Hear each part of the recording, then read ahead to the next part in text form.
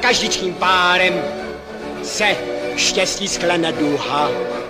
Tu všem vám bude hračkou, co dříve šlo jen z důha.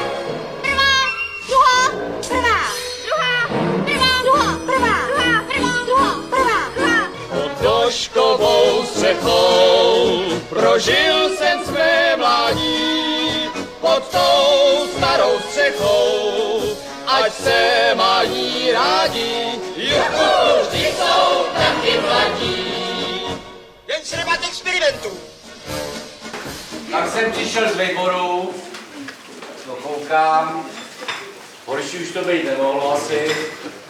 Když se nám ztratila lampa od kombajnu, tak jsme si říkali, no to bude nějaký asi místní soudruh, že se vytučil. Ale on nám zmizel hodiny s jelenem, a to je umělecké dílo. Závěsy s kretónem za 300 korun.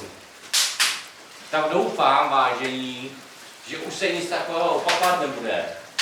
A že opravdu budete jen a jen pracovat. A tím, abyste vůbec za tu brigádu mohli odejít a zúčastnit se toho trhání chmele, tak jsme pro vás připravili takzvaný chmelový kvíz. Vlevo děvčata, vpravo chlapci. Ten příběh, který uvidíte, a co tak divně začíná,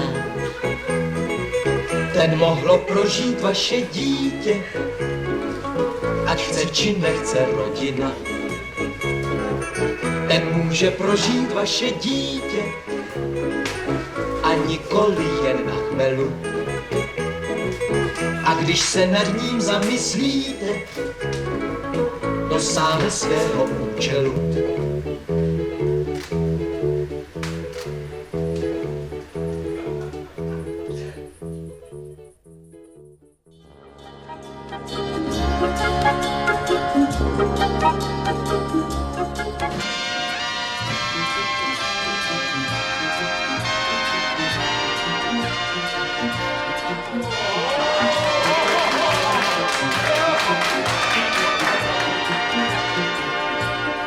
Svět je krásný, svět je krásný, svět je krásný s tebou.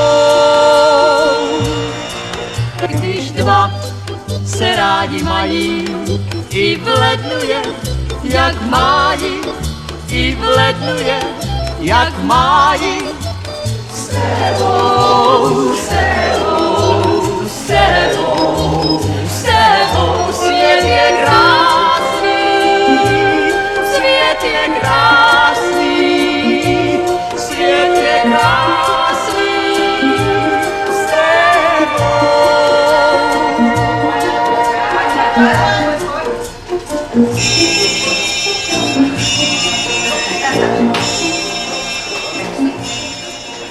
My tady předáme dort.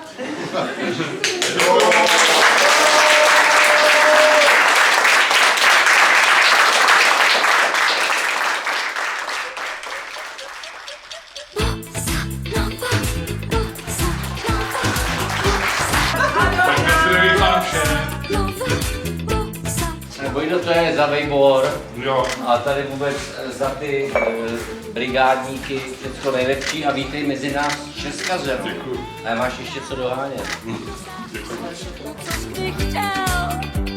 Ač Karel IV. Byl ukrutný feudál, tak zaved u nás víno a nech chmel. Bossa nova, bossa nova, bossa nova, bossa nova, bossa nova, bossa nova, bossa. S tou modlitbičkou dojdeš vždycky nejdál a dosáhneš s ní všechno, co jsi kdy chtěl. Ač Karel IV. Byl ukrutný feudál, tak zaved u nás víno a ne chmel. Bossa nova, bossa nova, bossa nova, bossa nova, bossa nova, bossa nova, bossa nova, bossa nova. Takhle nějak jsi to představoval?